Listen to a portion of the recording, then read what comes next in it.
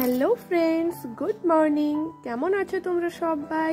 আশা করছি তোমরা সবাই খুব ভালো আছো, আর আমরাও অনেক ভালো আছি। এই যে সকাল শুরু হলো আর কাজের টেনশনের চাপ মাথা ভর্তি। এখন সকালে ঘুম থেকে উঠে এই যে একটু জল খাচ্ছি, মানে ফ্রেশ হয়ে নিয়েছি, তারপরে এই যে একটু বসে জল খাচ্ছি। এখন চলে যাব রান্নাঘরে চাও বসিয়ে এসেছি। আর আজকে রুটি করব না, আজকে আমি চিড়া ভাজলাম, আর চিড়া ভাজে তারপরে চাটাকেও বসিয়ে তারপরে আমি চলে এসেছিলাম আবার রুমে একটু জল খেতে। এই যে দেখো, এখানে অল্প একটুই চিড়ে ছিল আজকে, তাই অল্প একটু ভেজে নিয়েছি। আর এখানে চাও বসিয়ে দিয়েছিলাম, চাও হয়ে গেছে।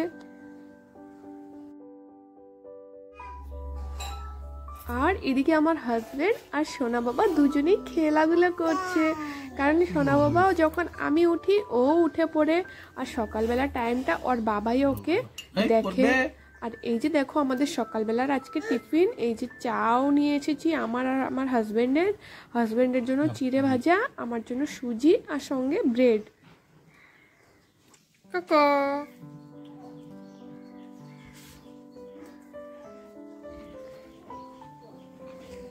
সকালবেলা টিফিনটা করার পরে এই যে চলে আসলাম আবার রুমটাকেও ঝটপট করে গুছিয়ে নেব। আর এই যে এখন যেহেতু অনেকটাই বৃষ্টি হচ্ছে সারা দিন সারা রাত, তার জন্য না রাত্রেবেলা এই পাতলা কম্বলটা গায়ে দেওয়ার প্রয়োজন হয়, কারণ রাত্রেবেলা ঠান্ডাটা লাগে। আর ফ্যানটাও না আমরা অফ করে দিই। এই যে বন্ধুরা দেখে নাও, আমি তোমাদেরকে আগের ভিডিওতেও বলেছিলাম যে আমি যখন বিছানা তুলি তখন সোনা বাবাকে আমি নিচে ছেড়ে দিই।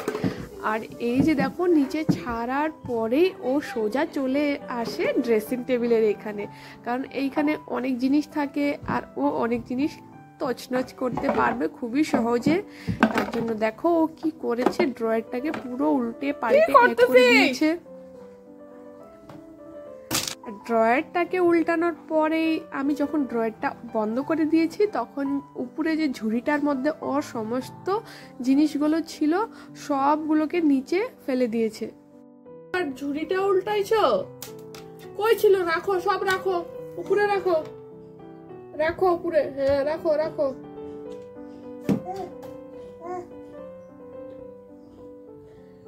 এই যে ক্রিম রাখো, এই ক্রিমটা রাখো ঝুড়িতে, রাখো।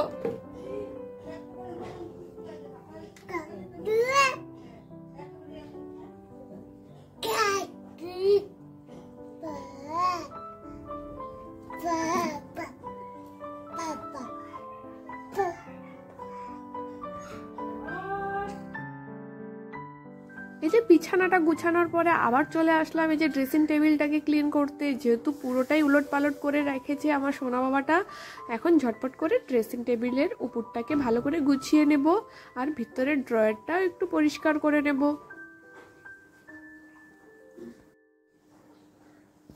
সকালবেলা উঠতেই না কাজের এত পরিমাণে চাপ থাকে, কোনটা ছেড়ে কোনটা করব ওইটার আর তাল পাওয়া যায় না। আর না একটা কাজ শেষ না হতে হতে আরেকটা কাজ রেডি থাকে আমাদের জন্য।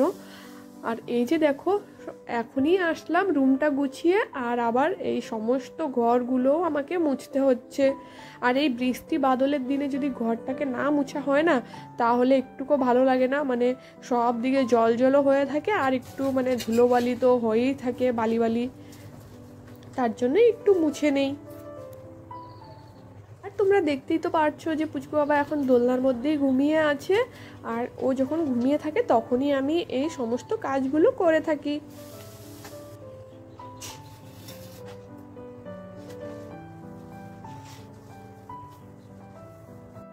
এই যে দেখো, মাছ নিয়েছে আজকে, চিংড়ি মাছ। আর এই যে এখানে কি মাছ জানি না। আর চিংড়ি মাছের এই যে খোসা, এই খোসাটা কে কে বাটা খেয়েছো অবশ্যই কমেন্টে জানিও।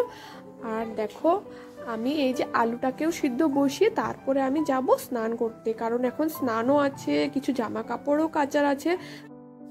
ভাবছি যেহেতু স্নানও করব, জামা কাপড়ও কাচবো, অনেকটাই লেট হয়ে যাবে, তার জন্য এখানে আলুটাও সিদ্ধ বসিয়ে দিই আর পুচকু বাবার জন্য একটু ডালটাকেও সিদ্ধ বসিয়ে দিই। ততক্ষণে সিদ্ধ হয়ে যাবে দুটাই, আর আমার দিকে স্নান আর জামা কাপড় কাচাও হয়ে যাবে। আর এই যে কিছু বাসনগুলো মাজা ছিল সেগুলোকেও এখন গুছিয়ে রেখে দেব।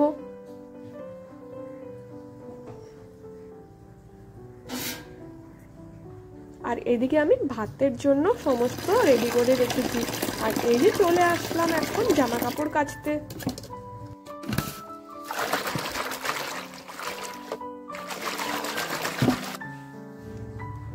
আর এই যে জামা কাপড় কাচছিলাম তখনই পুচকু বাবাও উঠে পড়েছিল। জামা কাপড় কাচতে কাচতে আমাকে 2-3 বার ওকে দেখতে যেতে হলো। আর এদিকে আমার কাজটাও অনেকটা লেট হয়ে গেছে। একজন গৃহবধূ জানোই তো কতটা সংসারের একটা কাজ থাকে, আর সঙ্গে যদি একটা পুচকু বাচ্চা হয়, বাচ্চার সাথে সাথে সংসারের সমস্ত কাজের দায়িত্ব পালন করতে হয়।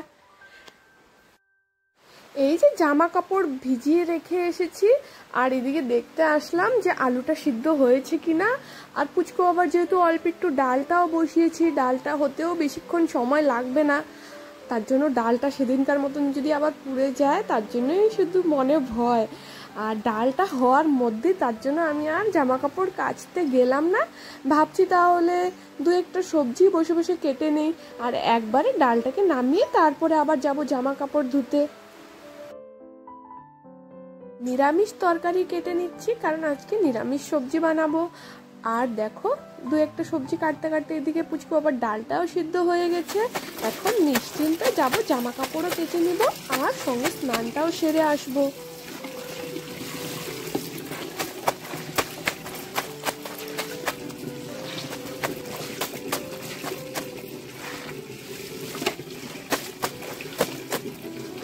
বন্ধুরা, জামা কাপড় কাচতে কাচতেই পুচকু বাবাও ঘুম থেকে উঠে পড়েছিল, তার জন্য আজকে আর স্নান করা হলো না, স্নান করে আর রান্না বসানো হলো না। একবারে রান্নাটা সেরে আমাকে স্নানটা করতে হয়েছে, যে কারণে অনেকটাই লেট হয়ে গেছিল আজকে স্নান করতে করতে, প্রায় 1:30 বেজে গিয়েছিল। আর এইদিকে জামা কাপড় মেলতে মেলতে আমাকে পুচকু বাবার সাথে পেছাল পাড়তে হচ্ছে, কারণ ও সমানে দরজার দিকে এগিয়ে আসছিল। ধুতে ধুতে এদিকে ভাতও হয়ে গেছে। আর দেখো আজকে রান্নাটা তোমাদের সাথে শেয়ার করা হলো না, ডাইরেক্ট রান্না বান্না সেরে একবারে শেয়ার করলাম। এদিকে নিরামিষ তরকারি আর চিংড়ি মাছ আলু দিয়ে ঝোল করেছিলাম, আর চিংড়ি মাছের খোসা বাটা। বন্ধুরা, এখন বিকেল হয়েছে, বিকেল প্রায় 5টা বাজে, আর এখন একটু রেডি হয়ে বেরোচ্ছি। আমি আর আমার হাজবেন্ড যাব একটু ঘুরতে। আর দেখো আমরা ঘুরতেও বেরিয়েছিলাম, আর পুচকু বাবা আমাদের সাথে যাওয়ার জন্য সমানে কান্না করছিল, তার জন্য শাশুড়ি মা বললো তাহলে ওকেও সাথে করে নিয়ে যাও। সবসময় তো ওকে সাথে করে নিয়ে যাই, কিন্তু আজকে যেহেতু বৃষ্টি ভাব, কোনো সময় বৃষ্টিটা নামতে পারে, তার জন্য ভাবছিলাম ওকে নিয়ে যাব না, কিন্তু এখন ওকে নিয়েই যেতে হলো। এই যে দেখো একটা পার্ক খুলেছে এখানে, বাচ্চাদের সুইমিং পুল আর বাচ্চাদের জন্য এই ছোট্ট মোটো পার্ক, এইখানে একটু ঘুরতে আসলাম। এইখানে ঘোরার পরে আমরা সোজা চলে গেছিলাম একটা মেলাতে, আমাদের বাড়ির সামনেই বাস স্ট্যান্ডে একটা মেলা লেগেছে, এখনো পুরোপুরি শুরু হয়নি, ওই যে রথযাত্রা যে গেল সেই উপলক্ষে একটা মেলা লেগেছে। তো ভাবছি একটু মেলায় ঢুকবো, কিন্তু মেলা এখনো সেরকম লাগেনি। ভাবলাম যেহেতু যাচ্ছি সামন দিয়ে তাহলে একটু ঢুকেই যাই। তো কয়েকটা দোকানপাট বসেছিল আর কি, আর কিছু সেরকম এখনো বসেনি। তো একটু ঘোরার পথে তারপরে আবার যখন বেরিয়ে যাচ্ছিলাম তখনই না একটা খেলার দোকান ছিল। খেলার দোকান বলতে গেলে ওই যে প্রাইজ উঠে, যে first prize, second prize, third prize, ওইটার মধ্যে আবার ছিল ভালো ভালো টাকা দেখে কারো লোভ না লাগে বলো। আর ফার্স্ট প্রাইজে তুমি এইটা না নিতে পারলে ফার্স্ট প্রাইজই 500 টাকা ছিল, আর সেকেন্ড প্রাইজ 1000 টাকা, এরকম করে 10,000 টাকার পর্যন্ত পুরস্কার ছিল, আর 50 টাকা ওইটার খেলার চার্জ ছিল। তো আমরা তো জানি না কীভাবে খেলা হয়, তো ফার্স্টে ওরা ট্রায়ালটা দেখালো, তো ট্রায়াল দেখানোর সময় না আমাদের 500 টাকা উঠছিল, কিন্তু ওইটা তো আমাদেরকে আর দিবে না, কারণ ওইটা ট্রায়াল ছিল।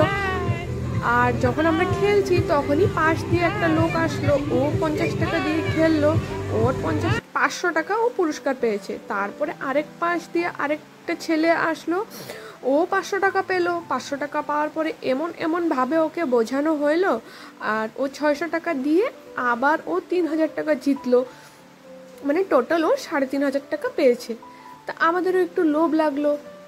তা আমরা 600 টাকা দিয়ে যখন খেলতে যাই, 50 টাকা দিয়ে তো পেলাম না, তো আবার 600 টাকা দিয়ে যখন খেলতে যাই, তখন আমাদের 600 টাকাটাই পুরোটা লস হয়ে যায়। আর আমাদের এতটা খারাপ হয়ে যায় মন, সেটা আর কি বলবো, যে সবাই পেলো আমরা পেলাম না। তারপরে আমার হাজব্যান্ড আর আমার মাথায় আসলো বাড়িতে আসার পরে, যে ওগুলো তো ওদেরই লোক ছিল মনে হয়, না হলে এত টাকা পুরস্কার ওরা পেলো আর আমরা 1 টাকাও পেলাম না। তা তার জন্য আমাদের মনটা অনেকটা বেশি খারাপ হয়ে গেছে। তো মেলায় গেলে তোমরা এই ভুল কাজটা করো না, কারণ ওদেরই লোক থাকে চারুদিকে মানুষকে বোকা বানানোর জন্য। বন্ধুরা, আজকের ব্লগটা এইখানেই শেষ করব। দেখা হচ্ছে নেক্সট ভিডিওতে। সবাইকে টাটা, সবাই ভালো থেকো, সুস্থ থেকো।